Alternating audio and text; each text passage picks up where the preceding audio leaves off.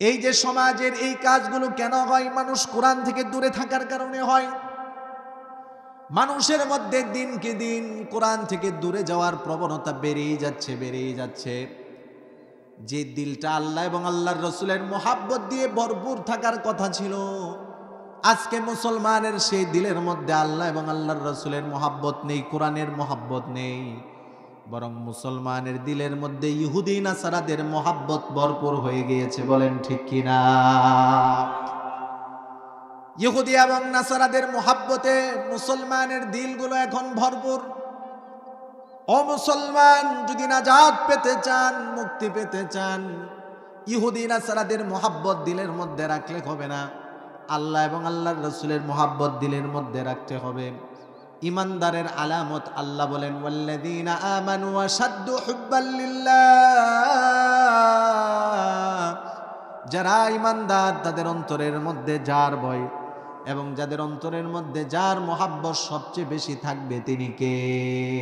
আল্লাহ। আল্লাহর মোহাব্বত ইমানদারের অন্তরে সবচেয়ে বেশি থাকবে। আল্লাহর পরে ইমানদারের অন্তরের মধ্যে সবচেয়ে বেশি মোহাব্বত থাকবে আল্লাহর হাবিব মুহাম্মদুর রাসূলুল্লাহ। এই গুণটা যদি আমরা অর্জন করতে পারি, এই যে একটা গুণ আল্লাহ এবং আল্লাহর রাসূলের মোহাব্বত যদি আমাদের অন্তরের মধ্যে আমরা তৈরি করতে পারি, তাহলে আল্লাহর নবী বলেন যে আমাকে মোহাব্বত করবে সে আমার সাথে জান্নাতে যাবে। বলেন সুবহানাল্লাহ। আল্লাহর নবীর কাছে সহিহ বুখারীর বর্ণনা, বুখারী শরীফের হাদিস, একজন লোক এসে প্রশ্ন করলো, আন্না রাজুলান সাআলান নবিয়্য সাল্লাল্লাহু আলাইহি ওয়াসাল্লাম মাতাস সাআ। একজন লোক এসে নবীজিকে প্রশ্ন করলো, ইয়া রাসূলুল্লাহ মাতাস সাআ, কিয়ামত কখন হবে, কিয়ামত কবে হবে, আপনি আমাকে একটু জানিয়ে দেন। আল্লাহর নবী ওই সাহাবীকে বললেন, কিয়ামত কখন হবে, কবে হবে, এটা জানার মধ্যে তোমার লাভ কি? ওমা আ'দাত্তা লাহা, কিয়ামতের জন্য তুমি কি প্রস্তুতি নিয়েছ? আল্লাহর নবী প্রশ্ন করার পরে সাহাবী বলে, লা শাইআ, কিয়ামতের জন্য কোনো প্রস্তুতি আমি নেইনি, তবে ইল্লা আন্নী উহিব্বুল্লাহ ওয়া রাসূলাহ। ওগো নবীজি, একটা প্রস্তুতি আমার আছে, আমি আল্লাহ এবং আল্লাহর রাসূলকে অন্তর থেকে ভালোবাসি। বলেন সুবহানাল্লাহ। কথাটা ভালো করে বুঝতে হবে। ওই সাহাবী বলে, ওগো আল্লাহর নবী, কিয়ামতের জন্য আমার কোনো প্রস্তুতি নেই, আমার কোনো বেশি নামাজ নেই, বেশি রোজা নেই, বেশি হজ যাকাত কিছুই নেই, তবে আমি দিল থেকে আল্লাহ এবং আল্লাহর রাসূলকে ভালোবাসি। এই কথাটা সাহাবী বলার পরে নবীজি বললেন, আনতা মা'a মান আহবাবতা। ও সাহাবী, সুসংবাদ গ্রহণ করো, তুমি যাকে ভালোবাসবে তোমার হাসর তার সাথেই হবে। বলেন সুবহানাল্লাহ। আল্লাহর নবী এই কথাটা বলার পরে সাহাবায়ে কেরাম যারা ছিলেন সবাই এত খুশি হয়ে গেলেন। নবীজির একজন সাহাবী যিনি নবীজির খাদেম ছিলেন, 1 বছর 2 বছর নয়, 10 বছর যিনি নবীজির খেদমত করেছেন, এই সাহাবী হযরতে আনাস বলেন, নবীজি এই কথা শোনার পরে, আনতা মা'a মান আহবাবতা, এই কথাটা শোনার পরে আমরা এত আনন্দিত হয়েছি, আমরা ইসলাম ধর্ম গ্রহণ করার পরে এত আনন্দিত আর কোনোদিন হয়নি। কেননা সাহাবী হযরতে আনাস বলেন, আমি তো আল্লাহকে ভালোবাসি, আমি তো তার রাসূলকে ভালোবাসি, আমি আবু বকরকে ভালোবাসি, ওমরকে ভালোবাসি, ওয়া আনা উহিব্বু আবা বকরিন ওয়া উমর ওয়া উসমান ওয়া আলী, আমি তো আবু বকর, ওমর, উসমান, আলী এই সমস্ত মহান ব্যক্তিদেরকে ভালোবাসি। অতএব আল্লাহর নবী তো বলেছেন তুমি যাকে ভালোবাসবে তার সাথেই তোমার হাসর হবে। হযরতে আনাস বলেন, যেহেতু আমি তাদেরকে ভালোবাসি, আমি আশা করি আমার হাসরটা এই সাহাবীদের সাথে হবে। বলেন সুবহানাল্লাহ। ও আমার যুবক ভাইরা, কলিজার টুকরা মুহাব্বতের যুবক ভাইরা, মুরব্বী বাবারা আমার, নবীর ভালোবাসার দৃষ্টান্ত বড় বড় সাহাবায়ে কেরাম দিয়েছেন। শুধু তাই নয়, নবীর ভালোবাসার দৃষ্টান্ত ছোট্ট ছোট্ট কিশোর কিশোর সাহাবীরাও দিয়েছেন। এমন একটা আশ্চর্য ঘটনা আপনাদের সামনে তুলে ধরি। নবীর ভালোবাসার দৃষ্টান্ত বড় বড় সাহাবীরা তো দিয়েছেন, ছোট্ট একজন শিশু, ছোট্ট একজন কিশোর সাহাবী নবীর ভালোবাসার দৃষ্টান্ত এমনভাবে দিয়েছেন যেটা আজও পর্যন্ত আশিকে রাসূলদের কলিজার মধ্যে বড় আঘাত করে আর বড় নাড়া দেয়। নবীজির একজন সাহাবী ছিলেন এবং ছোট্ট একজন আশিকে রাসূল ছিলেন, নাম হলো তার তলহা। নামটা কি? তলহা ইবনে বারা রাদিয়াল্লাহু তাআলা আনহু। নবীজি মক্কা থেকে হিজরত করে মদিনায় আসবেন। মদিনার সাহাবায়ে কেরাম যখন শুনতে পেলেন যে নবীজি মক্কা থেকে হিজরত করে মদিনায় আসবেন, মদিনার বড় বড় সাহাবীরা তাদের ছোট্ট ছোট্ট সন্তানাদিকে নিয়ে প্রতিদিন মদিনার বাহিরে এসে নবীজির জন্য অপেক্ষায় থাকতো। নবীজি আসবে আর তারা স্বাগতম জানাবে, বলেন আল্লাহু আকবার। তখন তো আর মোবাইলের ব্যবস্থাপনা ছিল না যে ফোন করবে, ইয়া রাসূলুল্লাহ আপনি কতটুকু এসেছেন, কবে আসবেন। যখনই সাহাবায়ে কেরাম শুনেছেন নবীজি হিজরত করে মক্কা থেকে মদিনায় আসবেন, প্রতিদিন সাহাবায়ে কেরাম ছোট্ট ছোট্ট সন্তানাদিকে নিয়ে মদিনার বাহিরে এসে অপেক্ষায় থাকতেন নবীজিকে স্বাগতম জানানোর জন্য। হযরতে বারা রাদিয়াল্লাহু তাআলা আনহু ওনার ছোট্ট সন্তান তলহা রাদিয়াল্লাহু তাআলা আনহুকে নিয়ে অপেক্ষা করতেন। একদিন দেখা গেল মদিনাবাসী আনন্দে আত্মহারা হয়ে গেল। তারা তাকিয়ে দেখলো তারা যার জন্য অপেক্ষমান, তাদের কলিজার টুকরা নবী মক্কা থেকে মদিনার পানে আসতেছেন, বলেন আল্লাহু আকবার। নবীজি আসার পরে হযরতে তলহা রাদিয়াল্লাহু তাআলা আনহু ছোট্ট সাহাবী বাবার হাতের মধ্যে এভাবে ধরে রেখেছিল। নবীজিকে দেখার পরে বাবার হাতটা ছেড়ে দিয়ে দৌড়িয়ে ছুটে গেল। নবীজির কাছে ছুটে গিয়ে নবীজিকে লক্ষ্য করে বলতেছে, ওগো আল্লাহর নবী, আনা উহিব্বুকা, আমি ছোট বলে আমাকে ছোট মনে করিয়েন না। বড় সাহাবীরা আপনাকে যেমন ভালোবাসে, আমি ছোট্ট মানুষ, তাতে কি হয়েছে? কি হয়েছে? আমি তলহাও কিন্তু আপনাকে অনেক ভালোবাসি। সুবহানাল্লাহ। কিরে ভাই, কিসের শব্দ এটা? না,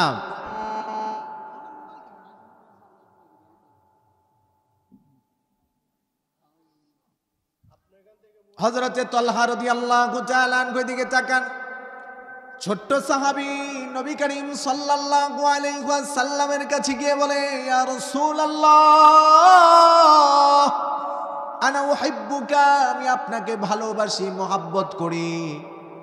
হযরতে তলহা রাদিয়াল্লাহু তাআলা আনহুর কথা শুনে আল্লাহর নবীও বললেন, ছোট্ট মানুষ, আল্লাহর নবী মহব্বত করে মজা করে ছোট্ট বাচ্চাদের সাথে নবীজি মজা করতেন, মহব্বত করতেন, ভালোবাসতেন, চুমু খেতেন। আল্লাহর নবী তলহা রাদিয়াল্লাহু তাআলা আনহুর এই কথা শুনে বললেন, ও তলহা, তুমি আমাকে মুখে বলতেছো ভালোবাসো, প্রমাণ দিতে হবে, তাহলে আমি বিশ্বাস করব তুমি আমাকে ভালোবাসো। আল মুজামুল কাবীরের মধ্যে হাদিস এসেছে, হযরতে তলহা রাদিয়াল্লাহু তাআলা আনহু নবীজির ভালোবাসার দাবি প্রমাণের জন্য বলে, ইয়া রাসূলুল্লাহ মুরনি বিমা আহবাবতা, আমি আপনাকে ভালোবাসি, আপনি আমাকে বলতেছেন ভালোবাসার প্রমাণ দিতে হবে, আজকে ভালোবাসার প্রমাণ দিব, আপনি আমাকে যা ইচ্ছা তা আদেশ করেন। ফালা আসিলাকা আমরা, আপনার কোনো আদেশ আমি তলহা আজকে অমান্য করব না, আপনি যা আদেশ করবেন আমি তলহা আজকে তাই করব। নবীজি এবার আশ্চর্য হয়ে গেলেন, ছোট্ট ব্যক্তি, ছোট্ট মানুষ কিভাবে এই কথাগুলো বলে। ফাজিবান নবী সাল্লাল্লাহু আলাইহি ওয়াসাল্লাম লিযালিকা ওয়া হুয়া গুলাম, আল্লাহর নবী বড় আশ্চর্য হয়ে গেলেন, তলহা বড় ছোট, এই ছোট্ট ছেলেটা এত সুন্দর কথা কিভাবে বলতে পারে। আল্লাহর নবী এবার মজা করে তলহাকে বললেন, তলহা আমাকে ভালোবাসো, আমি যা বলবো তাই করব, তুমি তাই করবে, যাও যাও।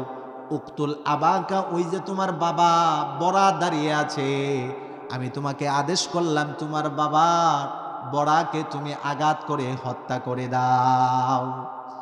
নবীজি মজা করে এই কথাটা বলার পরে হযরতে তলহা ছোট্ট সাহাবী নবীজির আদেশ পালনার্থে সাথে সাথে ছুটতে লাগলো। ফাখরাজা মুআল্লিয়ান লিয়াফআলা, বাবাকে হত্যা করার জন্য ছোট্ট সাহাবী তলহা দৌড়িয়ে ছুটতেছে।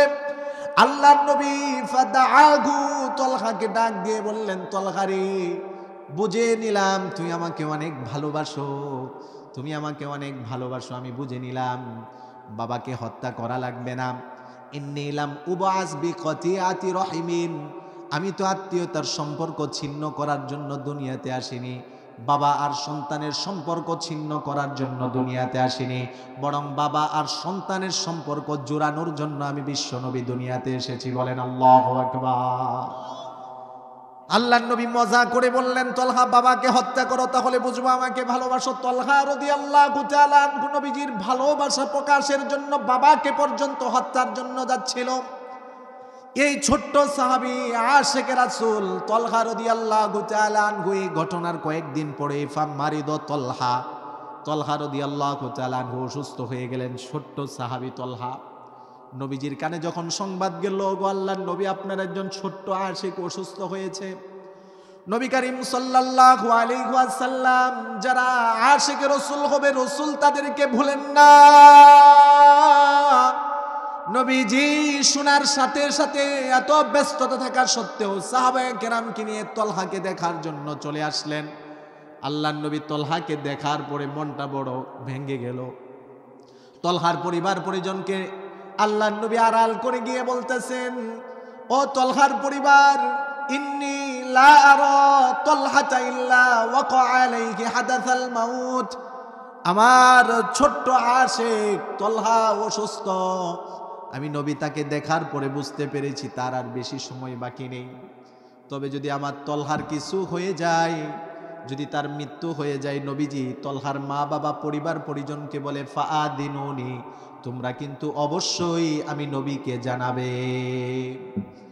নবী করিম সাল্লাল্লাহু আলাইহি ওয়াসাল্লাম তলহার পরিবারকে বলল, ও তলহার পরিবার, তলহার যদি মৃত্যু হয়ে যায় অবশ্যই আমাকে জানাবা, হাত্তা সাদাহু ওয়া উসাল্লি আলাইহি, আমি নবীজি তলহার জানাজায় উপস্থিত হব, আমি নবীজি নিজে তার জানাজা পড়াবো। আল্লাহু আকবার। নবীজি আশিকে রাসূলকে ভুলেন না, যে নবীর আশিক হবে নবী তাকে কখনো ভুলেন না। আল্লাহর নবী তার পরিবার পরিজনকে এগুলো বলে যখন চলে গেলেন, তলহা তার পরিবারকে বললেন, তার মা বাবাকে ডাক দিয়ে বললেন, ও আব্বা আম্মা, বিশ্বনবী মুহাম্মাদুর রাসূলুল্লাহ যাওয়ার আগে গোপনে আপনাদেরকে কি জানি বলল। তলহার মা বাবা বলল, তলহা, নবীজি বলেছে যদি তোমার কোনো কিছু হয়ে যায়, আল্লাহ না করুক যদি তোমার মৃত্যু হয়ে যায়, তাহলে নবীজিকে যেন জানাতাম, নবীজি তোমার জানাজায় উপস্থিত হবে এবং তোমার জানাজা নবীজি নিজে পড়াবে। এই কথা শোনার পরে হযরতে তলহা রাদিয়াল্লাহু তাআলা আনহু বলেন, না না। তলহা রাদিয়াল্লাহু তাআলা আনহু মা বাবা তার পরিবারকে বললেন, ও আব্বা, ও মা, আমার যদি মৃত্যু হয়ে যায় তাহলে নবীজিকে তোমরা জানাবে না, জানাবে না। তলহার পরিবার বলল, তলহা এটা কি বলো, এটা তো তোমার জন্য বড় ভাগ্যের বিষয়, নবীজি আসবে, তোমার জানাজা তোমার দাফন কাফন সব নবীজি করবে। তলহা বলে, এটা তো অবশ্যই আমার জন্য ভাগ্যের বিষয়, তবে আমার নবী আমার বাড়িতে আসার সময়, আমার জানাজায় উপস্থিত হওয়ার সময়, ইন্নী আখাফু আলাইহিল লাগুত, নবীজি মসজিদে নববী থেকে আমার বাড়িতে আসবে, মাঝখানে অনেক ইহুদিদের বাড়ি আছে, যদি আমার জানাজায় উপস্থিত হওয়ার জন্য নবীজি আসে আর কোন ইহুদি যদি নবীকে আক্রমণ করে, আমি ওই আক্রমণের ভয় করতেছি, আমি আমার কারণে যদি ইহুদি নবীর উপর আক্রমণ করে আমি তলহা কবরে গিয়েও শান্তি পাবো না। বলেন আল্লাহু আকবার। হযরতে তলহা রাদিয়াল্লাহু তাআলা আনহু মা বাবাকে জোর ওসিয়ত করলো, না না, আমার যদি মৃত্যু হয়ে যায় গোপনে আমাকে দাফন করে দিবে। আরেক বর্ণনায় এসেছে দিনের বেলা মৃত্যু হলে রাসূলকে জানাবে, রাত্রে মৃত্যু হলে রাসূলকে জানাবে না, কেননা রাত্রেবেলা আসার ক্ষেত্রে আমার রাসূলের যদি কোনো ক্ষতি হয় আমি তলহা সহ্য করতে পারবো না। ঘটনাক্রমে দেখা গেল রাত্রিবেলায় তলহার মৃত্যু হয়ে গেল। তলহার মৃত্যু হওয়ার পরে তার পরিবার পরিজন ছোট্ট তলহাকে দাফন কাফনের কাজ শেষ করে দিল রাত্রিবেলায়। ফাউখবিরান নবী সাল্লাল্লাহু আলাইহি ওয়াসাল্লাম, সকালবেলা নবীজিকে সংবাদ দেওয়া হলো, ইয়া রাসূলুল্লাহ, ওগো আল্লাহর নবী, আপনার ছোট্ট আশিক তলহা গত রাত্রে ইন্তেকাল করেছে, তার দাফন কাফন সব হয়ে গিয়েছে। আল্লাহর নবী বড় রাগ করলেন, কেন আমি না বলেছিলাম আমাকে সংবাদ দেওয়ার জন্য? হযরতে তলহার পরিবার বলে, ইয়া রাসূলুল্লাহ, আমরা তো চেয়েছিলাম আপনাকে সংবাদ দেওয়ার জন্য, কিন্তু আপনার সাহাবী, আপনার আশিক তলহা আমাদেরকে বাধা দিয়েছে। আল্লাহর নবী বললেন, কেন তলহা বাধা দিয়েছে? এবার তলহার পরিবার বলতেছে, ইয়া রাসূলুল্লাহ, তলহা বলেছে যদি আপনি রাত্রিবেলা জানাজায় উপস্থিত হতে গিয়ে আপনার শরীরে কোনো আঘাত লাগে, তলহা সহ্য করতে পারবে না। এই কারণে তলহা বলেছে রাত্রিবেলায় যেন তাকে দাফন কাফন করে দেওয়া হয়। ছোট্ট একজন সাহাবী নবীর ভালোবাসা প্রকাশ কিভাবে করতেছে, নবীর গায়ে কোনো আঘাত লাগবে ইহুদি আর কাফেরের এটা সহ্য করতে পারে না, তাই নিজের জানাজায় নবীজিকে উপস্থিত না হওয়ার জন্য অভিভাবককে ওসিয়ত করে যায়। আজকে আমরা নবীর উম্মত বলে দাবি করি, আজকে আমরাও আশিকে রাসূল বলে নিজেকে দাবি করি, অথচ নবীর ইজ্জতের উপর আঘাত আসে আমাদের কোনো ব্যথা লাগে না, নবীর সম্মানের উপর আঘাত আসে আমাদের কোনো ব্যথা লাগে না। কাদিয়ানীরা আমাদের নবীর খতমে নবুয়াতকে নিয়ে টানাটানি করে আমাদের মনে কোনো ব্যথা লাগে না। ও মুসলমান, নবীর ইজ্জতে আঘাত আসলে যদি মনে ব্যথা না লাগে, বুঝতে হবে নবীর প্রতি মহাব্বত নেই, বুঝতে হবে মুসলমান মুসলমান না, মুসলমান হলো মুনাফিক। বলেন ঠিক কিনা? মুসলমান প্রকৃত ইমানদার নবীর উপর আঘাত আসলে অবশ্যই তার ব্যথা লাগবে। বলেন ঠিক কিনা? নবীর ইজ্জতের উপর, নবীর সম্মানের উপর, নবীর রেখে যাওয়া দ্বীনের উপর আঘাত আসলে অবশ্যই প্রকৃত ইমানদারের দিলের মধ্যে ব্যথা লাগবে, কষ্ট লাগবে। হযরতে তলহা রাদিয়াল্লাহু তাআলা আনহুর এই কথা শোনার পরে আল্লাহর নবী সাহাবায়ে কেরামকে বললেন, সাহাবীরা চলো চলো। সাহাবায়ে কেরামকে নিয়ে আল্লাহর নবী তলহার কবরের পাশে গেলেন। কবরের পাশে দাঁড়িয়ে আল্লাহর নবী সাহাবায়ে কেরামকে পিছনে দাঁড় করালেন। এবার আল্লাহর নবী আল্লাহর কাছে দোয়া করে বলতেছেন, আল্লাহুম্মালকি তলহাতা তাদহাকু ইলাইহি ওয়া ইয়াদহাকু ইলাইক। ও আল্লাহ, আমার তলহা ছোট্ট আমার আশিক দুনিয়া থেকে বিদায় নিয়ে চলে গেল, আল্লাহ আপনি তার সাথে সাক্ষাৎ করবেন, সেও আপনার সাথে সাক্ষাৎ করবে, আর সাক্ষাতের সময় যেন আপনিও হাসেন, সেও যেন হাসে। বলেন সুবহানাল্লাহ। নবীর প্রেম আর নবীর ভালোবাসা দিলের মধ্যে থাকলে কিন্তু নবীজি ভুলবেন না। কিন্তু বড়ই দুঃখের কথা, বড়ই কষ্টের কথা, আজকে মুসলমানের অন্তরে সেই নবীর প্রেম, নবীর মোহাব্বত, ভালোবাসা নেই। মুসলমানের অন্তরের মধ্যে এখন হলো ইহুদি নাসারাদের মোহাব্বত আর ভালোবাসা। বলেন ঠিক কিনা?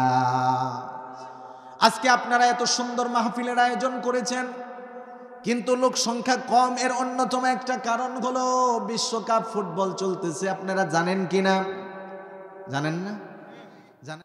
আমাদের উপর আল্লাহ তাআলা অসংখ্য অগণিত নিয়ামত দান করেছেন। আল্লাহ পাক রব্বুল আলামিন আমাদের উপর যে অসংখ্য অগণিত নিয়ামত দান করেছেন, এই নিয়ামতের শুকরিয়া আদায় করে কি কখনো শেষ করা যাবে? একটু জোরে আওয়াজ দিয়ে বলেন, শেষ করা যাবে? আল্লাহ তাআলা আমাদেরকে কত যে নিয়ামত দান করেছেন। এই যে আমাদের পুরা বডিটার মধ্যে সব কিছু জিনার দেওয়া নিয়ামত, তিনি কে? আল্লাহ তাআলা। এই যে আমরা আল্লাহর দেওয়া নিয়ামত ভোগ করতেছি, কোনো ট্যাক্স দেওয়া লাগতেছে, কোনো ভাড়া দেওয়া লাগতেছে, কোনো ট্যাক্স দেওয়া ছাড়া, ভাড়া দেওয়া ছাড়া এত বড় বড় নিয়ামতগুলো যিনি আমাদেরকে বিনামূল্যে দান করেছেন, তিনি কে? আল্লাহ পাক রব্বুল আলামিন আমাদের উপর কত নিয়ামত দান করেছেন। এত এত নিয়ামত আল্লাহ রব্বুল আলামিন আমাদের উপর দান করেছেন। এত এত নিয়ামত রাজি আল্লাহ তাআলা আমাদেরকে দান করে দিয়েছেন। যদি আমরা নিয়ামতগুলো গণনা করতে থাকি, আমাদের হায়াত ফুরিয়ে যাবে, আয়ু ফুরিয়ে যাবে। আল্লাহর নিয়ামত গুণে শেষ করা যাবে না। এটাই আল্লাহ তাআলা কোরআনে কারিমে আমাদেরকে জানিয়ে দিচ্ছেন, ওয়া ইন তাউদ্দু নি'মাতাল্লাহি লা তুহসুহা ইন্নাল ইনসানা লাযালুমুন কাফফার। আল্লাহ রাব্বুল আলামিন বলেন, ও বান্দারা, ওয়া ইন তাউদ্দু নি'মাতাল্লাহ, আমি আল্লাহ তোমাদের উপর যত নিয়ামত দান করেছি, যদি তোমরা আমি আল্লাহর নিয়ামত গুলোকে গণতে থাকো, কখনো তোমরা গণে শেষ করতে পারবে না। এত অসংখ্য অগণিত নিয়ামত আমি আল্লাহ দান করেছি, বলেন সুবহানাল্লাহ। হায়াত নামক নিয়ামত যিনি আমাদেরকে দান করেছেন তিনি কে? সুস্থতা নামক নিয়ামত যিনি আমাদেরকে দান করেছেন তিনি কে? এখনো যান হাসপাতালের খোঁজ খবরগুলো নিয়ে দেখেন, আমার আপনার মতো অনেকে হাসপাতালের বেডের মধ্যে শুয়ে আছে, ঠিক কিনা বলেন? শুধু হাসপাতালের বেড না, এই যে এলাকার মধ্যে অসংখ্য গণিত আপনারা অনেক মানুষ আছেন, এখানে আমরা যারা সুস্থ, আল্লাহ তাআলা যাদেরকে তৌফিক দান করেছেন তারা আমরা আসতে পেরেছি। যাদেরকে আল্লাহ তৌফিক দান করেননি, যারা অসুস্থ, তারা কিন্তু আসতে পারেনি। এর দ্বারা বোঝা গেল সুস্থতা অনেক বড় নিয়ামত। এই নিয়ামত যিনি দান করেছেন তিনি কে? নবী করিম সাল্লাল্লাহু আলাইহি ওয়াসাল্লাম হাদিসের মধ্যে বলেন, قال رسول الله صلى الله عليه وسلم نعمتان مغبون فيهما كثير من الناس। নবী বলেন, ও আমার উম্মতেরা, দুইটি নিয়ামত এমন আছে যে দুইটা নিয়ামতের মধ্যে আমার উম্মত ধোঁকায় পড়ে যায়। অর্থাৎ আল্লাহ তাআলার পক্ষ থেকে এই নিয়ামতগুলো পেয়ে বান্দারা নিয়ামত কদর করতে পারে না, নিয়ামতের ব্যাপারে ধোঁকায় পড়ে যায়। এমন দুইটা নিয়ামত আছে। নবীজি বলেন, এক নাম্বার নিয়ামত হলো as-সিহহাতু, সুস্থতার মতো নিয়ামত। দ্বিতীয় নাম্বার নিয়ামত হলো আল-ফারাগু, অবসরতার নিয়ামত। সুস্থ থাকা অবস্থায় বান্দা সুস্থতার কদর করে না, অবসর থাকা অবস্থায় বান্দা অবসরতার কদর করে না, বলেন ঠিক কিনা? সুস্থ থাকা অবস্থায় ইবাদত করার দরকার ছিল, কিন্তু বান্দা হেলাই খেলাই সময়গুলো কাটিয়ে দিয়েছে, ইবাদত বন্দেগী করেনি। অসুস্থ হয়ে যাওয়ার পরে শরীর দুর্বল, ক্লান্ত শরীর নিয়ে আফসোস করে, আহারে সুস্থ ছিলাম, ইবাদত করিনি, আমল করিনি, নামাজ আদায় করিনি।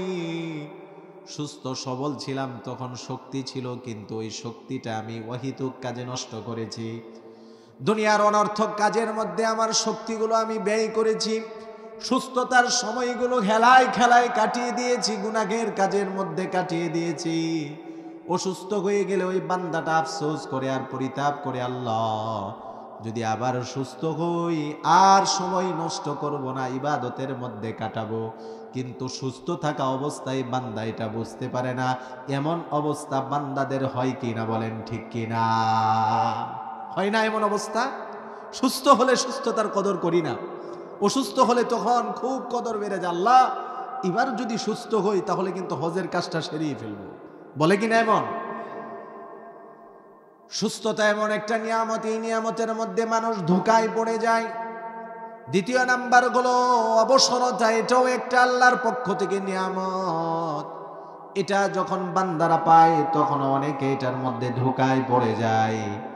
কেননা ব্যস্ততা হওয়ার আগে অবসরতার কদর বোঝা যায় না, অসুস্থ হওয়ার আগে সুস্থতার কদর বোঝা যায় না। এজন্য যুবক ভাইদেরকে বলবো, জীবনের সময়গুলোকে গনিমত মনে করা লাগবে। মুসলমানের এক একটা মুহূর্ত অনেক মূল্যবান, মুসলমান এক একটা সেকেন্ড তার কাছে অনেক দামি। মুসলমান অনর্থক একটা মিনিটও নষ্ট করতে পারে না, বলেন ঠিক কিনা? মুসলমান কেনই বা সময় নষ্ট করবে?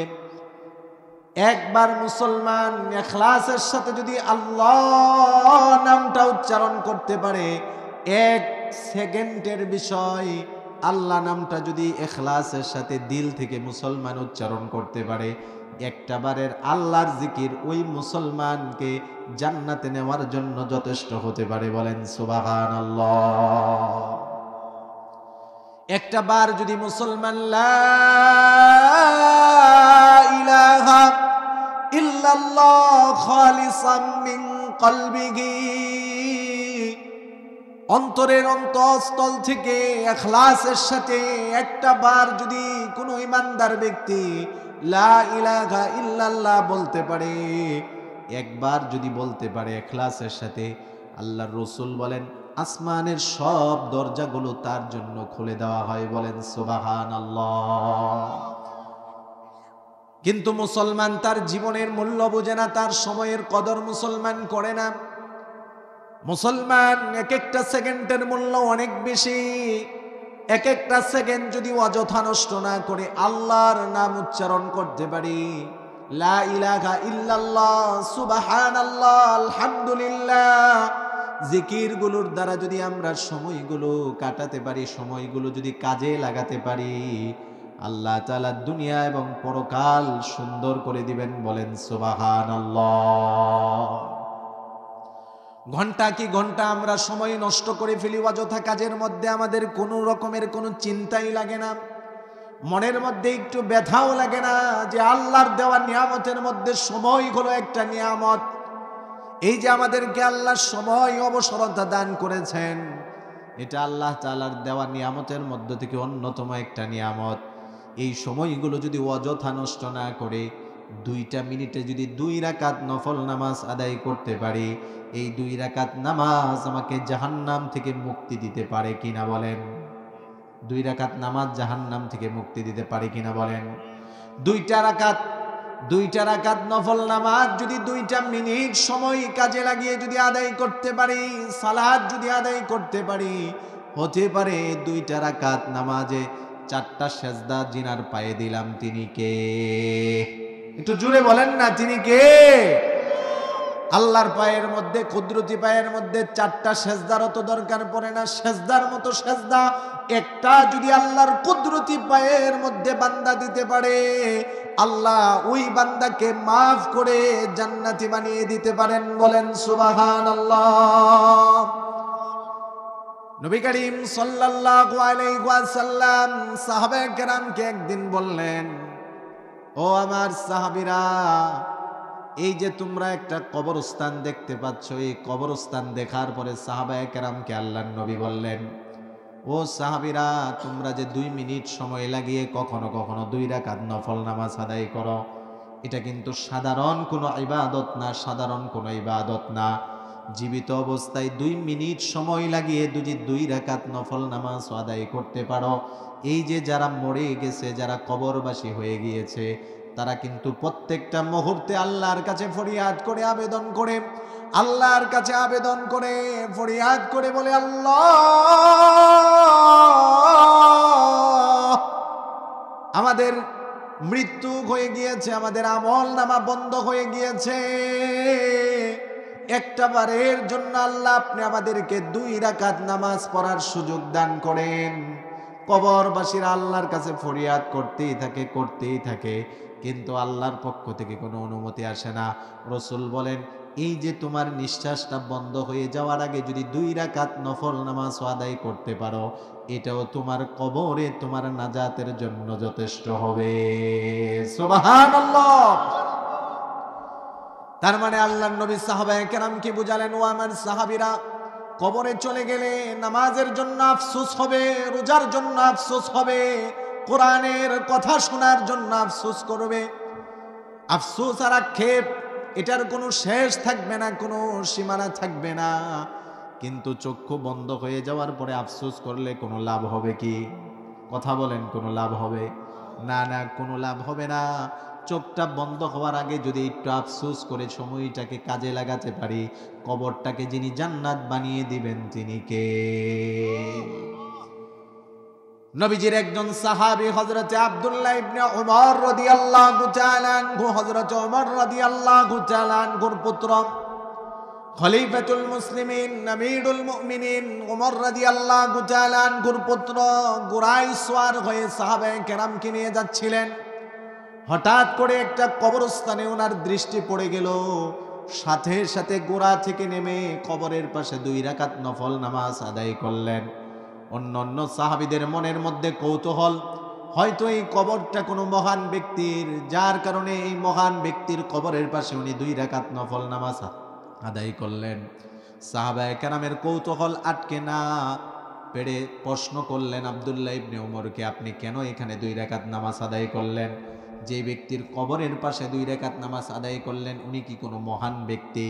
আব্দুল্লাহ ইবনে উমর রাদিয়াল্লাহু তাআলা আনহু বলেন, ও আমার সাহাবীরা, এই যে যেই কবরের পাশে আমি আব্দুল্লাহ 2 রাকাত নফল নামাজ আদায় করলাম। এই লোকটা কোনো মহান ব্যক্তি না, আমি তো তাদেরকে চিনিও না, তবে কবর আমার চোখে পড়ার পরে আমার দিলের মধ্যে একটা বাসনা জেগে গেল। কবরবাসীরা আল্লাহর কাছে ফরিয়াদ করে, আল্লাহ 2 রাকাত নফল নামাজ পড়ার সুযোগ আমাদেরকে দান করেন। কিন্তু কবরবাসীদের ফরিয়াদ তারা আজীবন করলেও কিন্তু এটা কবুল হবে না। আল্লাহ তাদেরকে এই সুযোগ আর দিবেন না। তাদের আমলের দরজা বন্ধ হয়ে গিয়েছে। রাসূলের ওই কথাটা আমার স্মরণ হয়ে গিয়েছে। কবর দেখার পরে আমার দিলের মধ্যে কেমন জানি জাগ্রত হতে লাগলো কথাগুলো। কবরবাসীরা নামাজের জন্য আফসোস করতেছে। এই জন্য আমি আব্দুল্লাহ ইবনে ওমর ভাবলাম, যেহেতু আমার সময় আছে, এই সময়গুলো আমি কাজে লাগাই। তাই আমি চক্ষু খোলা থাকা অবস্থায় 2 রাকাত নফল নামাজ আদায় করে নিলাম। বলেন আল্লাহু আকবার। নবীর সাহাবীরা একটা মুহূর্ত সময় অনর্থক নষ্ট করতো না। সাহাবায়ে কেরাম চাইতো প্রত্যেকটা মুহূর্তে ইবাদত বন্দেগী করে আল্লাহর সন্তুষ্টি অর্জন কিভাবে করা যায়। এই কারণে আল্লাহ তাআলাও তাদের প্রতি এমন খুশি আর রাজি হয়েছিলেন, দুনিয়াতে থেকেই ওনারা জান্নাতের সুসংবাদ পেয়েছেন। বলেন সুবহানাল্লাহ। সাহাবায়ে কেরাম কি জান্নাতের সুসংবাদ পাননি? পেয়েছেন। সাহাবায়ে কেরাম দুনিয়াতে থেকেই জান্নাতের সুসংবাদ পেয়েছেন। কেন?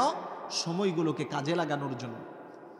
আফসোস লাগে, কষ্ট লাগে মুসলমান, আজকে মুসলমান যুবক যুবতী, শুধু যুবক যুবতী বললে ভুল হবে, অনেক বৃদ্ধ মানুষকেও দেখা যায় টিভির দোকানে ঘন্টা কি ঘন্টা সময় কাটিয়ে দেয়। কথা বলতে হবে, ঠিক কিনা? আমি কি কোনো মিথ্যা বলতেছি? যদি আমার কথা অবাস্তব হয় তাহলে বললেন যে হুজুর এই কথাটা আপনার বাস্তবতার সাথে কোনো মিল নেই। এই যে মুসলমানের এই অবস্থা, সময়ের কোনো মূল্য নেই। ঘন্টা কি ঘন্টা যুবক ভাইরা মোবাইল আর ফেসবুক ইন্টারনেটের মধ্যে সময় কাটিয়ে দেয়। দেয় কি না? দিচ্ছে।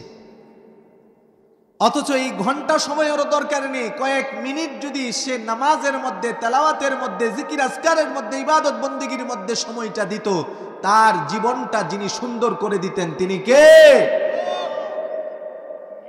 এজন্য যুবক ভাইদেরকে আমি বলবো, আমার যুবক ভাইয়েরা, নবী করিম সাল্লাল্লাহু আলাইহি ওয়াসাল্লাম একজন ব্যক্তিকে ওয়াজ করতে গিয়ে 5টা কথা বলেছিলেন। জোরে বলেন, কয়টা কথা? قال النبي صلى الله عليه وسلم لرجل وهو يقول, আরেক বর্ণনায় এসেছে قال النبي صلى الله عليه وسلم لرجل وهو يعظه, একজন ব্যক্তিকে আল্লাহর নবী ওয়াজ করতে গিয়ে 5টা কথা বলেছিলেন। 1 নাম্বার হলো ইগতানিম খামসান ক্বাবলা খামসিন। আল্লাহর নবী ওই সাহাবীকে, একজন লোককে বলেছিলেন, ও আমার উম্মত, শুধুমাত্র একজন উদ্দেশ্য নয়, কিয়ামত পর্যন্ত আমার যত উম্মত, আনেওয়ালা উম্মত দুনিয়াতে আগমন করবে, প্রত্যেকটা উম্মত 5টা জিনিসের পূর্বে 5টা জিনিসকে যেন গনিমত মনে করে। আল্লাহর নবী বলেন ইগতানিম খামসান ক্বাবলা খামসিন, 5টা জিনিসের পূর্বে 5টা জিনিসকে গনিমত যেন আমার উম্মত মনে করে। 1 নাম্বার হলো শাবাবাকা ক্বাবলা হারামিক।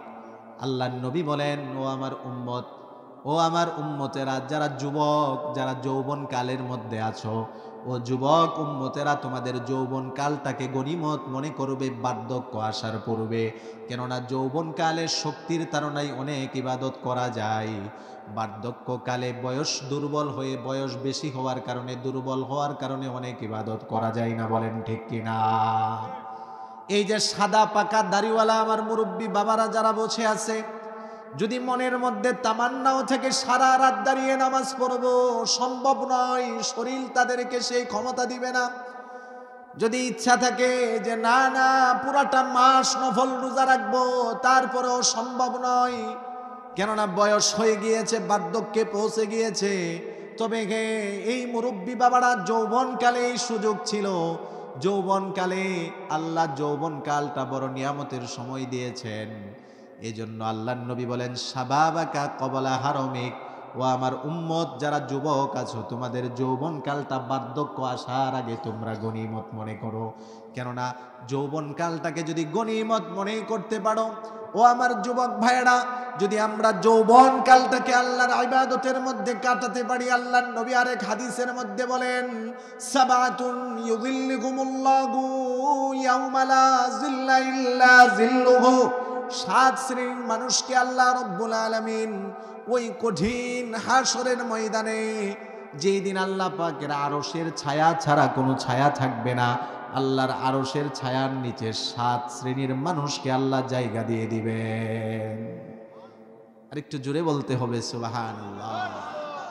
কয় শ্রেণীর মানুষকে আল্লাহ জায়গা দিবেন? 7 শ্রেণীর মানুষকে জায়গা দিবেন। 1 নাম্বার হলো ইমামুন আদিলুন, ন্যায়পরায়ণ বাদশা যারা দুনিয়াতে ইনসাফের সাথে যারা বাদশাহিত্ব করেছে, ইনসাফের সাথে যারা বিচার কাজ করেছে, ইনসাফের সাথে যারা নেতৃত্ব দিয়েছে, এই নেতৃত্ববান ন্যায়পরায়ণ বাদশাকে আল্লাহ আরশের ছায়ার নিচে জায়গা দিয়ে দিবেন। সুবহানাল্লাহ।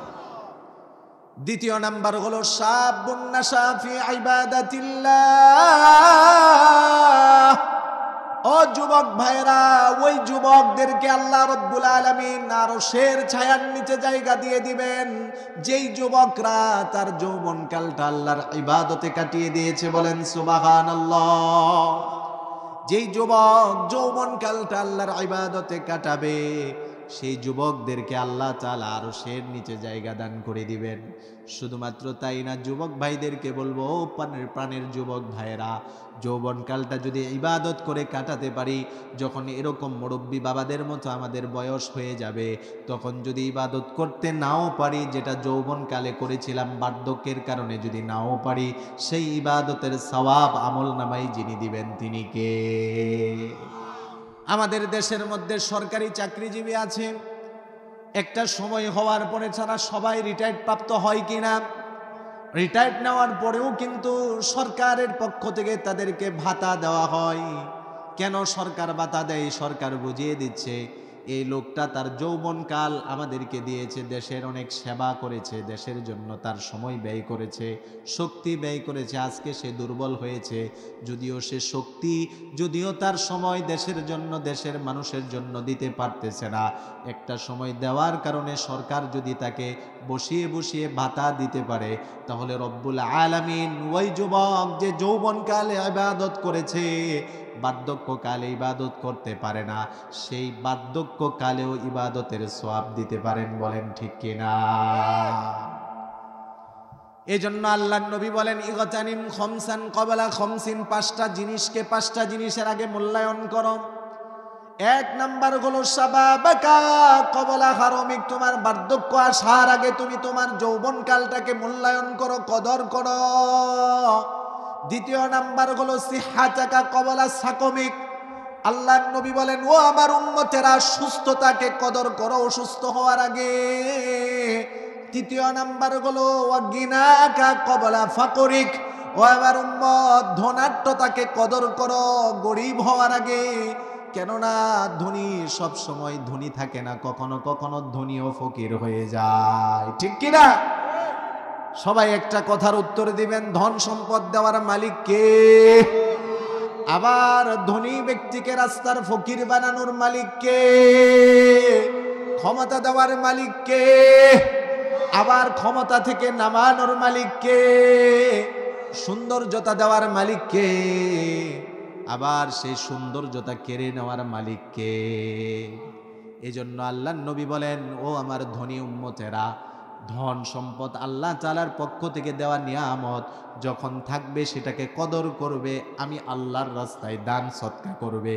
এই যে আজকে এই মসজিদের নির্মাণ কাজে অনেকক্ষণ ধরে আমি শুনতেছিলাম, আপনারা অনেকে দান করতেছিলেন, আলহামদুলিল্লাহ, আমার দিলটা ভরে গেল। আমি প্রাণ থেকে আপনাদের জন্য দোয়া করি, আল্লাহ আজকের এই মসজিদের নির্মাণ কাজের যারাই অংশগ্রহণ করেছে, যে যতই দান করেছে, প্রত্যেকের দানকে আপনি কবুল করে নেন, বলি আমিন।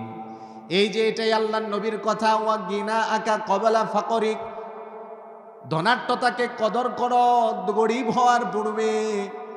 আল্লাহর নবী 4 নাম্বার বলেন, ওয়া ফারাগাকা ক্বাবলা শুগুলিক, ও ও আমার উম্মতেরা, ব্যস্ত হওয়ার আগে তুমি অবসর সময়গুলোকে কদর করো। 5 নাম্বার হলো ওয়া হায়াতাকা ক্বাবলা মাউতিক, তোমার মৃত্যুর আগে তোমার হায়াতটাকে কদর করো। যতক্ষণ চক্ষু খোলা থাকবে, নিঃশ্বাস চালু থাকবে, ততক্ষণ তোমার আমলনামা লেখা হবে। তোমার চক্ষুটা বন্ধ হয়ে গেলে আমলনামা লেখা বন্ধ হয়ে যাবে, ঠিক কিনা? এজন্য যে সমস্ত যুবক ভাইয়েরা আলহামদুলিল্লাহ কোরআনের কথা শোনার পরে এখানে এসেছেন, যেই মুরব্বী বাবারা আরামের বিছানায় যেই শীতের রজনীতে দীর্ঘ রাত পর্যন্ত ওলামায়ে কেরামের কথা শুনতেছেন, আল্লাহর কোরআনের কথাগুলো, রসুলের হাদিসের কথাগুলো যারা শুনতেছেন, আমি আপনাদেরকে সাক্ষী রেখে আল্লাহর উপর আস্থা ভরসা রেখে বলতে পারি, আমাদের এই কোরআনের মহাব্বতকে আল্লাহ উসিলা করে আমাদের জীবনের গুনাহকে মাফ করে দিবেন, বলেন আমিন। আল্লাহ কি পারেন না আমাদের জীবনের গুনাহ মাফ করে দিতে? এবং আল্লাহ তাআলার কাছে দোয়া করি, আল্লাহ দিলটার মধ্যে যেন অন্য কোনো মহাব্বত ভালোবাসা আমাদের না আসে, আপনার ভালোবাসার নবীর ভালোবাসা দিয়ে দিলটা ভরে দিন, বলি আমিন। সময়টা কিন্তু বড় কঠিন সময়। আমরা যে সময়টার মধ্যে অবস্থান করছি, এই সময়টার ব্যাপারে কিন্তু আল্লাহ রসুল বলে দিয়েছিলেন। নবী করিম সাল্লাল্লাহু আলাইহি ওয়াসাল্লাম প্রায় ১৫০০ বছর আগেই কিন্তু হাদিসের মধ্যে বলেছেন, সায়াতি আলান নাসি জামানুন। হুজুর আছেন, হুজুরকে জিজ্ঞাসা করবেন। আল্লাহ রসুল হাদিসে এটা বলেছেন, সায়াতি আলান নাসি জামান, ও আমার উম্মতেরা, অচিরেই একটা সময় আসবে তোমাদের কাছে এমন, আস-সাবিরু ফীহিম আলা দীনিহি কাল কাবিজি আলাল জামার, তোমরা দ্বীনের উপর অটল থাকা, এই কোরআনের বিধানের উপর অটল থাকা, কোরআনের উপর আমল করা তোমাদের জন্য এমন কঠিন হয়ে যাবে যেমন জ্বলন্ত কয়লা হাতের মধ্যে রাখা কঠিন। আচ্ছা আপনারা বলেন, এই ফিতনার জমানায় কি আমরা আসি নাকি আসব? আসি। এমন কোনো ঈমান ধ্বংসাত্মক কাজ নেই যেটা বর্তমানে হচ্ছে না।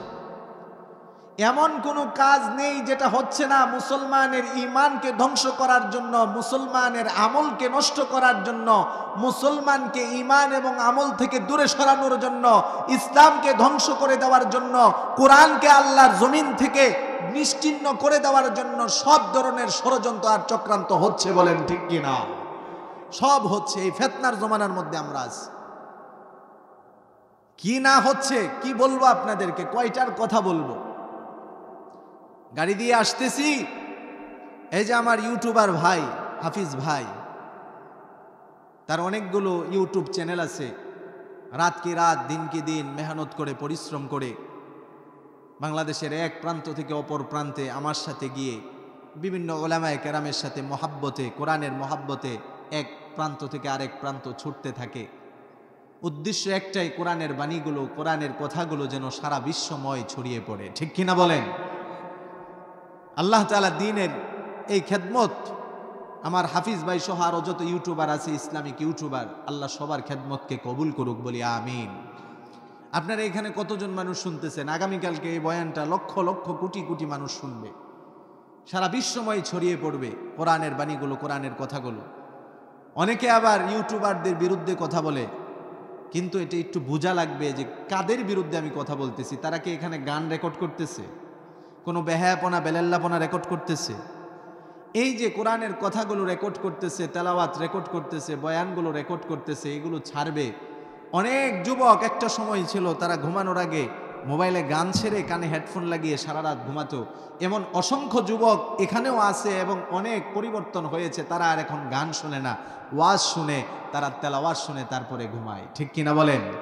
আমাদের কাছে ফোন আসে তো যে হুজুর আগে শুনতাম, গান শুনতাম, কিন্তু এটার ভয়াবহতা আপনাদের মুখে শুনেছি। গান শোনা অবস্থায় যদি আমার কানে হেডফোন লাগানো থাকে, গান চলতেছে, এমন সময় মৃত্যু যদি আমার চলে আসে, অবস্থাটা কি হবে? এই ভয়ানক কথা শুনে হুজুর আর গান শুনি না, কানের মধ্যে হেডফোনও আর লাগাই না, এখন আমরা কোরআন শুনি, ওয়াজ শুনতে শুনতে আমরা ঘুমিয়ে যাই। আল্লাহু আকবার। আল্লাহ এই যুব সমাজকে কবুল করুক, বলি আমিন। তা আমার এই ভাই হাফিজ ভাই আসার পথে গাড়িতে আমাকে একটা দৃশ্য দেখালো যে হুজুর দেখেন এই যে কি 24 টিভি 24 চ্যানেল 24-এর একটা সংবাদ দেখালো। চ্যানেল 24-এর মধ্যে একটা সংবাদ, কুষ্টিয়া মেহেরপুরের এক বাবা আর তারই জন্ম দেওয়া এক সন্তান বাবা আর ছেলে মিলে, বাবা আর আপন সন্তান, জন্মদাতা সন্তান মিলে তারা পতিতালয় আবাসিক হোটেল খুলেছে এবং সেটার মধ্যে পতিতালয়ের ব্যবসা করে, বলেন নাউজুবিল্লাহ। আজকে যদি বন্ধুর সাথে পার্টনারশিপে এই ব্যবসাটা করতো, তাহলে এটা কোনো না কোনোভাবে বুঝতাম যে না, ঠিক আছে, দুনিয়া স্বার্থের জন্য না হয় সব বরবাদ করে দিচ্ছে আখেরাত। কতটা বেহায়াপনা আর বেলেল্লাপনার শেষ প্রান্তে চলে গেলে বাবা আর সন্তানের মধ্যে এমন একটা সুসম্পর্কের মধ্যে এমন একটা নিকৃষ্ট সম্পর্ক হতে পারে যে এমন ঘৃণিত কাজগুলো, নিকৃষ্ট কাজগুলো বাবা আর সন্তান একসাথে মিলে করতেছে। এটা জাহালাতের বর্বরতার জমানাকেও হার মানিয়েছে, বলেন ঠিক কিনা? এবং পুলিশ গ্রেফতারও করেছে, ভিডিওর মধ্যে আছে, গ্রেফতার করেছে বাবা, ছেলে এবং ওই হোটেলের যে মহিলাগুলো আছে, মেয়েগুলো আছে খারাপ চরিত্রের, এদেরকে গ্রেফতার করে নিয়েছে।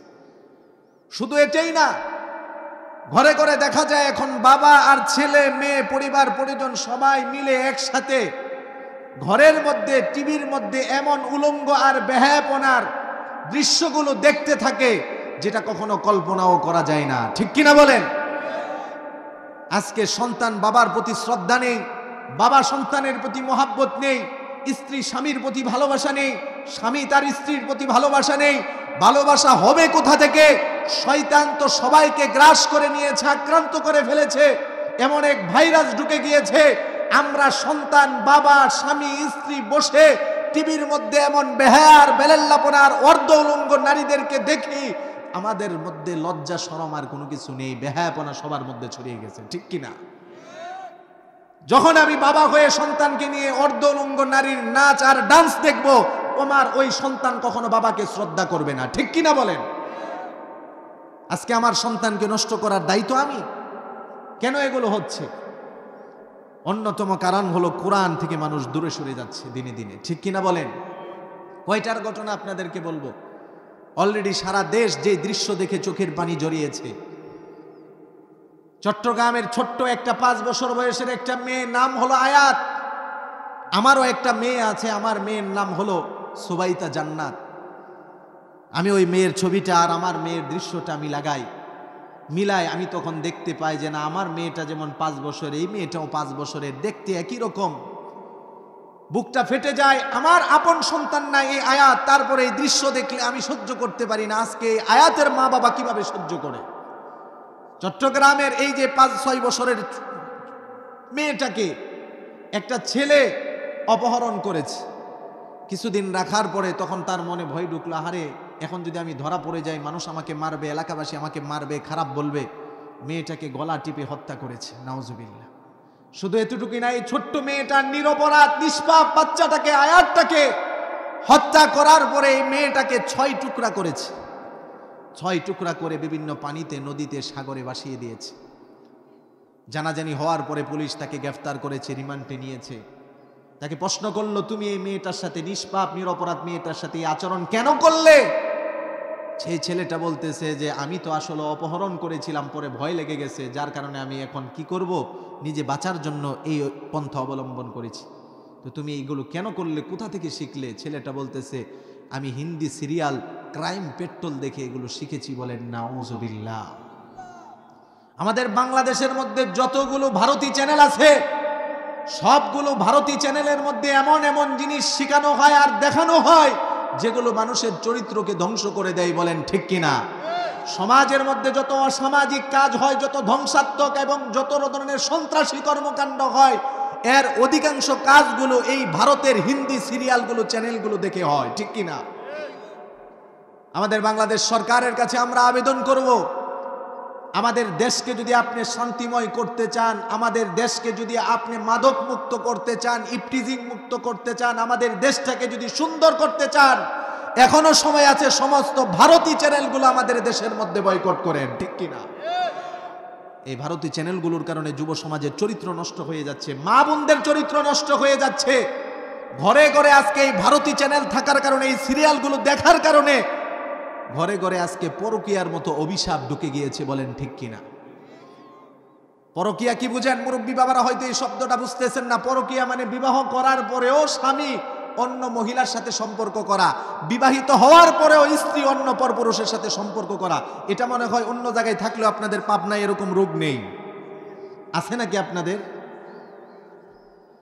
কত দৃশ্য আর কত সংবাদ প্রতিদিনই পাই। 2টা সন্তান রেখে 3টা সন্তান রেখে মহিলা তার স্বামীকে রেখে আরেক লোকের সাথে বেগে গিয়েছে, এরকম সংবাদ কি পান না আপনারা? এই যে এগুলো কোথা থেকে শিখলো? এই ভাইরাস সমাজে কোথা থেকে আসলো? হিন্দি সিরিয়ালগুলো আর হিন্দি চ্যানেলগুলোর এইটার একমাত্র কারণ, ঠিক কিনা বলেন? বড় ভারাক্রান্ত হয়েছি, বড় কষ্ট পেয়েছি। আয়াত নামক মেয়েটার মা বাবার যে কান্নার দৃশ্যগুলো দেখলে কোনো মানুষ সহ্য করতে পারে না। পুলিশ যখন আয়াতের টুকরা টুকরা দেহগুলো যখন জমা করে, 5টা টুকরা পাওয়া গেল, এখনো মাথা পাওয়া যায় নাই, চেহারাটা পাওয়া যায় না। বাবা চিৎকার করে করে কান্না করে আর চিৎকার করে মা বলতে থাকে, আহারে আমার কলিজার টুকরা সন্তান, আয়াতের সব দেহর অংশগুলো পাওয়া গেল, তার সুন্দর চেহারাটা আর মাথাটাকে আমরা দেখতে পারবো না, আর পাওয়া যাবে না। গত 2 দিন আগে দেখলাম আয়াতের সেই মাথাটাও পুলিশ উদ্ধার করেছে। আইন শৃঙ্খলা বাহিনী মাথাটাকেও উদ্ধার করার পরে মাথার মধ্যে চুল ছিল, চুলের মধ্যে বাবার কিনে দেওয়া মাথার ব্যান ছিল। বাবা এই দৃশ্য দেখে আর সহ্য করতে পারে না। আহারে, যেই দিন আমি এই ব্যান আমার মেয়ে আয়াতকে ক্রয় করে দিয়েছিলাম, কতই না খুশি হয়েছিল। ওই খুশিতে সারা রাত ব্যান পড়ে মেয়েটা ঘুমিয়েছিল। ওই ব্যানটা এখনো মেয়ের মাথা কাটা দেহ থেকে আলাদা সেই মাথার চুলের মধ্যে আছে। কোনো বাবা এই দৃশ্য দেখে সহ্য করতে পারে না, বলেন ঠিক কিনা? সাধারণত মেয়েরা বাবাদের প্রতি দুর্বল হয় এবং বাবারাও মেয়েদের প্রতি দুর্বল হয়, বলেন ঠিক কিনা? আজকে আয়াতের বাবার জায়গায় এখানে আমরা যারা আছি, যদি আমরা নিজেদেরকে রাখি, এই দৃশ্য সহ্য করার মতো নয়। সরকারের কাছে আবেদন করি, যে কুলাঙ্গার ছোট্ট এই মেয়েটার সাথে আচরণ করতে পেরেছে, এই কুলাঙ্গারকে এমন দৃষ্টান্তমূলক শাস্তি দেওয়া হোক, যাতে বাংলার জমিনে ভবিষ্যতে কোনো ব্যক্তি এমন অপরাধ করার আগে তার কলিজা কেঁপে উঠে, বলেন ঠিক কিনা? এটা আমাদের দিলের দাবি। মাননীয় সরকারের কাছে, আইন শৃঙ্খলা বাহিনীর কাছে অবশ্যই এমন একটা দৃষ্টান্তমূলক শাস্তি এই অপরাধীকে দেওয়া হোক, যাতে ভবিষ্যতে কোনো নিরপরাধ মেয়ে, নিরপরাধ মানুষকে হত্যা করার আগে হত্যাকারীর বুকটা কেঁপে ওঠে, ঠিক কিনা বলেন? বাংলাদেশে প্রতিদিনই যতগুলো মাহফিল হচ্ছে, আমিও আপনাদের দোয়ায় প্রতিদিন মাহফিল করতেছি। গতকালকে শ্রীপুর এক জায়গায় মাহফিল করলাম। মাহফিল করার পরে রাত 12:30টায় বয়ান শেষ হলো।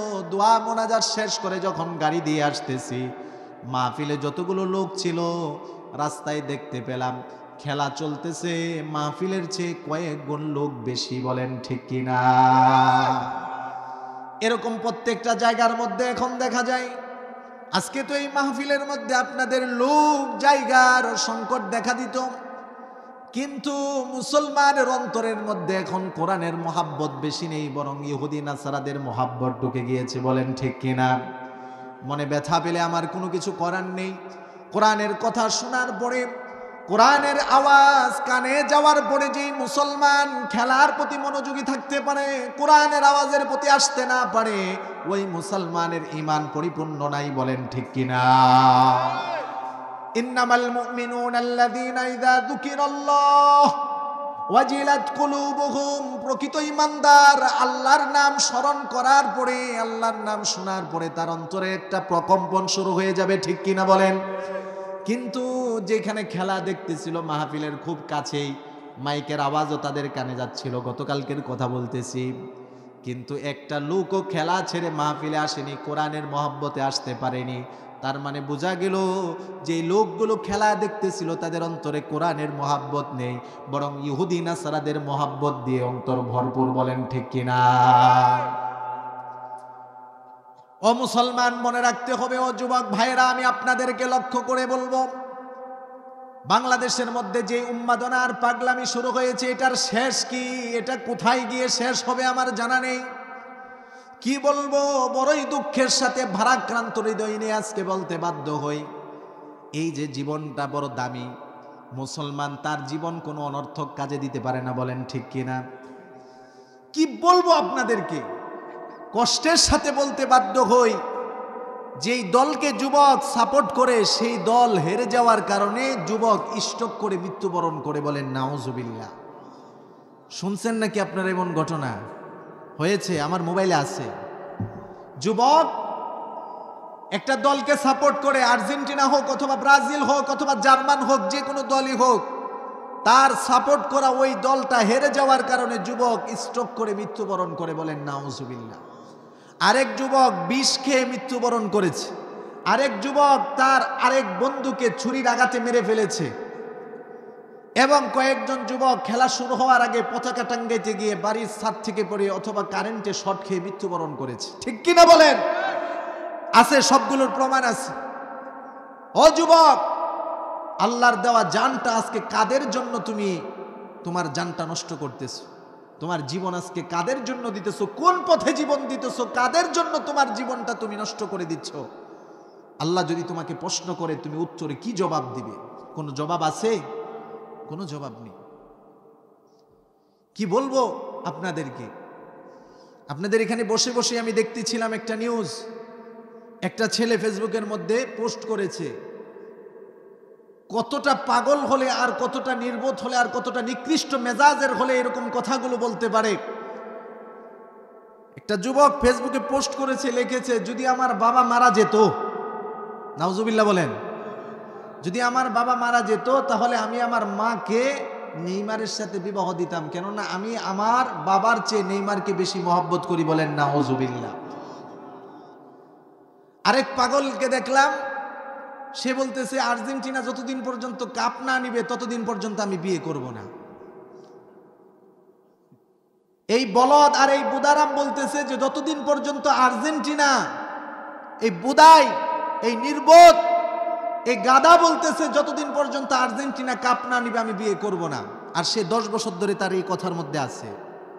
এক মেয়ের সাথে সম্পর্ক ছিল, বিয়ে আর করে না বা করবেও না, মেয়ে এখন ছেড়ে চলে গেছে। এখন সে নতুন করে বলতেছে এবারও যদি আর্জেন্টিনা যদি বিশ্বকাপ যদি নিতে না পারে তাহলে হয়তো গার্জিয়ান বা অভিভাবক জোর করার কারণে যদি বিবাহ করিও তাহলে বাচ্চা নিব না। নাউজুবিল্লাহ বলেন। আচ্ছা বলেন, এই পাগলামির কোনো শেষ আছে? কিভাবে তাদেরকে আমি বুঝাবো? কিভাবে আমার যুবক ভাইদেরকে বুঝাবো? ভাই, কাদের জন্য আজকে পাগল আর কাদের জন্য উন্মাদনা? কাদের জন্য নিজের জীবনটা দিতেছেন? কাদের জন্য মূল্যবান সময়গুলো নষ্ট করতেছেন? কাদের খেলা দেখতে গিয়ে কোরআনের মাহফিল থেকে আপনি নিজে বঞ্চিত হচ্ছেন? ঠিক কি না? একটাবার চিন্তা করে দেখেছেন? এই যে আজকে যে খেলোয়াড়দেরকে আপনারা সাপোর্ট করতেছেন, এই খেলোয়াড়গুলো, এই ইহুদি নাসারাগুলো সব সময় মুসলমানের নিধনের চিন্তা ফিকির করে, বলেন ঠিক কি না? কিভাবে মুসলমানদেরকে ধ্বংস করা যায়, কিভাবে মুসলমানদেরকে মারা যায়, এই চিন্তা করতেছে।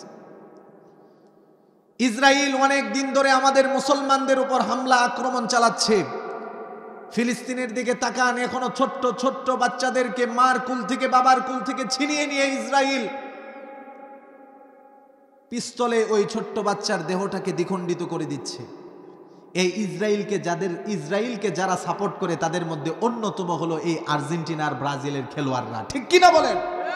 যারা আমাদেরকে মারে আর তাদেরকে যারা সাপোর্ট করে তাদেরকে মুসলমান কখনো সাপোর্ট করতে পারে না, বলেন ঠিক কিনা?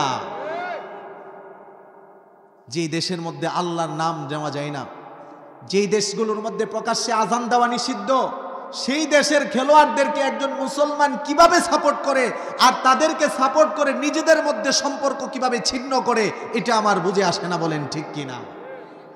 আজকে ভাই ভাই সম্পর্ক ছিন্ন হয়ে যাচ্ছে, বাবা সন্তানের সম্পর্ক ছিন্ন হয়ে যাচ্ছে, এলাকা এলাকা দ্বন্দ্ব। আজকে মানুষ অভাব অনটনের মধ্যে আছে, মানুষের ঘরে ভাত নেই, কাপড় নেই, মানুষের অভাব দিনে দিনে বাড়তেই আছে। অথচ দেখা যায় যেই ঘরে ভাত নেই, চাল নেই, ডাল নেই, সেই ঘরে পতাকা কেনার টাকার কিন্তু অভাব নেই। ঠিক কিনা বলেন? আমি আসার পথে কিন্তু আপনাদের এলাকায়ও দেখেছি দুই সাইডে দুইটা পতাকা, একটা আর্জেন্টিনা আর একটা ব্রাজিল, প্রতিযোগিতা করে কারটার থেকে কারটা বড় হতে পারবে। আপনি খোঁজ নিয়ে দেখেন যে যুবকগুলো আর্জেন্টিনা আর ব্রাজিলের বড় বড় পতাকা কিনেছে, ওর মাকে ওর বোনকে কোনোদিন একটা কাপড় কিনে দেয় নাই। ঠিক কিনা বলেন? এই যুবক, মাকে আর বোনকে আজকে পতাকা না কিনে যদি একটা কাপড় কিনে দাও, মা আর বোনের দোয়াটা তোমার জীবনকে সুন্দর করে দিবে। ঠিক কিনা বলেন? আজকে কাদেরকে সাপোর্ট করতেছেন? যেই দেশগুলোর মধ্যে আল্লাহ এই নামটা পদদলিত করা হয়, যেই দেশগুলোর খেলোয়াড়রা সমকামিতাকে প্রমোট করে, দাজ্জালকে প্রমোট করে, ওই খেলোয়াড়দেরকে কখনো কোনো মুসলমান সাপোর্ট করতে পারে না। আর মুসলমান যদি সাপোর্ট করে তাহলে বুঝে নিতে হবে এই মুসলমানের হাসর নাসর ওই ইহুদিদের সাথে হবে। বলেন ঠিক কিনা? আমি তো হাদিস আপনাদের সামনে বলেছি, বুখারীর হাদিস, আনতা মা আমান আহবাবতা, তুমি যাকে মহাব্বত করবে তার সাথেই তোমার হাসর হবে। ঠিক কিনা বলেন? এজন্য আমি আশাবাদী, আমার কথাগুলো আজকে থেকে যে যুবক ভাইরা শুনতেছে তারা আর কখনো এটা বুঝার পরে আর সাপোর্ট করবে না। আরেকটা তথ্য দিয়ে যায়, ও যুবক ভাইরা, অনেকে জার্মান সাপোর্ট করে, জার্মানের খেলোয়াড়দেরকে সাপোর্ট করে, অথচ জার্মানের খেলোয়াড়দের যে নিকৃষ্ট স্বভাব এটা তো তোমরা জানো না ভাইয়েরা। জার্মানের খেলোয়াড়রা তারা একটা ছবি পোস্ট করেছে এভাবে মুখের মধ্যে হাত দিয়ে। এটার কারণ কি? এই জার্মানের খেলোয়াড়দের মধ্যে একটা নিকৃষ্ট স্বভাব, সেটা হলো সমকামিতা, ছেলে ছেলে মিলন করা। এই সমকামিতা ওরা এটাকে পছন্দ করে। বলেন নাউজুবিল্লাহ। যে নিকৃষ্ট স্বভাবের কারণে একটা জাতিকে আল্লাহ ধ্বংস করে দিয়েছেন, কওমে লূত, যারা এই সমকামিতাকে প্রমোট করত, এই সমকামিতাকে পছন্দ করত।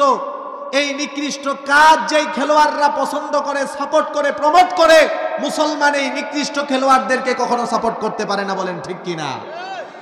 তারা এই নীরবতা এভাবে ছবি তুলেছে। এর কারণ কি? যুবক ভাইরা হয়তো অনেকে জানে না, কাতার সরকার নিষেধ করে দিয়েছে, বিশ্বকাপ এনেছি তাতে কি হয়েছে তাই বলে ধর্মকে শেষ করে দিব না, তোমরা যা করার দেশে করবা, কিন্তু যতদিন এখানে থাকবে এই সমস্ত কাজ করা যাবে না। এখন কাতার সরকার নিষেধ করেছে, তাদের কাছে তো আর ভালো লাগে না। তাদের একটা সিল আছে, তারাই এখানে বেদে খেলতো এবং তারা এটাকে দিয়ে সমকামিতাকে প্রমোট করত। কাতার সরকার যখন নিষেধ করে দিয়েছে, সিলও তারা লাগাতে পারে না এবং এগুলো তো করতে পারেও না। এখন তারা এভাবে ছবি তুলে একটা প্রতিবাদ গড়ে তুলেছে যে আমরা কাতার সরকারের এই নিয়মের বিরুদ্ধে। যেই লোকগুলো এরকম সমকামিতার পক্ষে এবং তাদের বিরুদ্ধে করলে তারা প্রতিবাদ করে, এই লোকগুলো, নিকৃষ্ট স্বভাবের চরিত্রের লোকগুলো কখনো মুসলমানের অনুকরণীয় হতে পারে না। বলেন ঠিক কিনা? আল্লাহ আমাদেরকে বুঝে আমল করার তৌফিক দান করুক।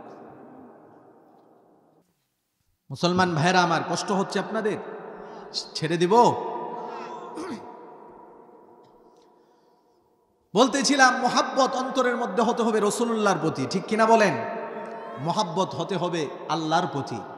সাহাবায়ে কেরামের জীবনী দেখেন, নিজের জীবন থেকে, নিজের মা বাবা থেকে, পরিবার পরিজন থেকে, এমনকি সাহাবায়ে কেরাম নিজের সব সম্পদের চেয়ে বেশি মোহাব্বত কাকে করতেন? আল্লাহর রাসূল। নবীজির একজন সাহাবী আসলেন, ঘটনাটা মনোযোগ দিয়ে শুনতে হবে। নবীজির একজন গরিব সাহাবী আসলেন, গরিব একজন সাহাবী নবীজির কাছে এসে অভিযোগ করলেন, ইয়া রাসূলুল্লাহ, ইন্না লি ফুলানাতিন নাখলাতান, আমার বাড়ির পাশে আমার একজন প্রতিবেশী আছে, আমার বাড়ির পাশের ওই প্রতিবেশীর একটা খেজুর গাছ আছে, আমার একদম সীমানার কাছাকাছি তার খেজুরের গাছটা, তার গাছগুলো, গাছের ডালাপালাগুলো আমার জায়গায় চলে এসেছে, আমি বাউন্ডারি করব, সে তার গাছের ডালপালাগুলো কেটেও দেয় না এবং আমার সুযোগ সুবিধার প্রতি সে তাকায় না। এবার আপনারা বলেন, আমাদের সমাজেও এমন অনেক মানুষ আছে কিনা?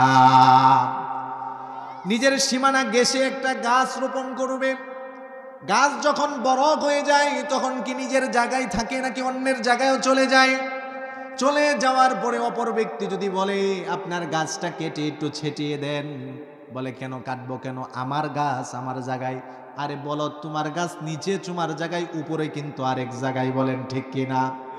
আপনাদেরকে দুঃখের কথা কি বলবো, আমি নিজে এটার আক্রান্ত। আমার বাড়ির পাশে পার্শ্ববর্তী আমার একজন প্রতিবেশী, তার একটা বাঁশের ঝাড় আছে, প্রত্যেক দিন আমাকে খুব কষ্ট দেয়। হয়তো তার বাঁশের ঝাড় আমার টিনের উপর এসে পড়তেছে, আমার বাড়ির উপর পড়তেছে, আমার গাছের উপর পড়তেছে। আমি যদি বলি, বলে হুজুর, আমি কিন্তু আপনার আগে জায়গা কিনে গাছ রোপণ করছি, আপনি পরে জায়গা কিনছেন। উল্টা সে কাটার তো দূরের কথা, আমার সাথে আরো ঝগড়া করে। তো এরকম আমি নিজে পরীক্ষিত, তার জায়গায় বাঁশ আমার জায়গায় এসে পড়েছে, আমি যদি প্রতিবাদ করি, বলে হুজুর, জায়গা কিন্তু আপনার আগে আমি কিনছি। আচ্ছা, সে আমার আগে কিনুক আর পরে কিনুক, তার জায়গার মালিক সে, আমার জায়গার মালিক আমি। এখন সে যে আমাকে কষ্ট দিতেছে, এই জন্য কি তার জবাবদিহিতা আছে না? এরকম কি আপনাদের এই এলাকার মধ্যে আছে কি না? মানুষ থাকতে পারে, থাকতে পারে, কিন্তু আমাদের গাজীপুরে আছে। নবীজির একজন সাহাবী এসে আল্লাহর নবীকে বললেন, ইয়া রাসূলুল্লাহ, আমার বাড়ির পাশে একটা খেজুর গাছ, খেজুরের মালিক তার গাছের ডালপালাগুলো আমার বাড়িতে এসে পড়েছে, কেটে দিতে বলে কেটে দেয় না, বরং ঝগড়া করে। ও নবী, ফামুরহু আতিনি ইয়াহা, আপনি তাকে আদেশ করেন, হয়তো সেই গাছটা সে আমাকে দিয়ে দেখ, অথবা ন্যায্য মূল্যে সেই গাছটা আমার কাছে বিক্রি করে দেখ। আল্লাহর নবী ওই গাছের মালিককে ডাক দিয়ে বললেন, ও গাছের মালিক, তোমার গাছের কারণে একজন গরিব মানুষের কষ্ট হয়, হয়তো গাছটা তুমি তাকে দিয়ে দাও, তুমি তো ধনী ব্যক্তি, আর না হয় ন্যায্য মূল্যে বিক্রি করো। সাহাবী বলে, না আমি দিবও না। ওই গাছের মালিক বলে, আমি দিবও না, বিক্রিও করব না। এবার আল্লাহর নবী বললেন, তুমি এই গাছটা তাকে দিয়ে দাও, বিনিময়ে আমি তোমাকে জান্নাতে একটা গাছের জিম্মাদার হয়ে গেলাম। সুবহানাল্লাহ। আল্লাহর নবী বললেন, তুমি তোমার একটা গাছ তুমি তাকে দাও, জান্নাতে আমি নবী তোমার জন্য একটা গাছের জিম্মাদার হয়ে গেলাম। কিন্তু ওই বোকা লোকটি বুঝতে পারল না জান্নাতের গাছগুলো কেমন হবে। আল্লাহর নবী বলেন, ইন্না ফিল জান্নাতি লা শাজারাতান ইয়াসিরুর রাকিবু ফিহি মিআতু আমিন লা ইয়াকতাউহা। আরেক বর্ণনায় এসেছে, ইয়াসিরুর রাকিবু ফি জিল্লিহা মিআতা আমিন লা ইয়াকতাউহা। জান্নাতে এমন এমন গাছ আছে যে গাছের ছায়ায় একজন আরোহী 100 বছর আরোহণ করবে, তারপরেও গাছের ছায়া অতিক্রম করতে পারবে না। বলেন সুবহানাল্লাহ।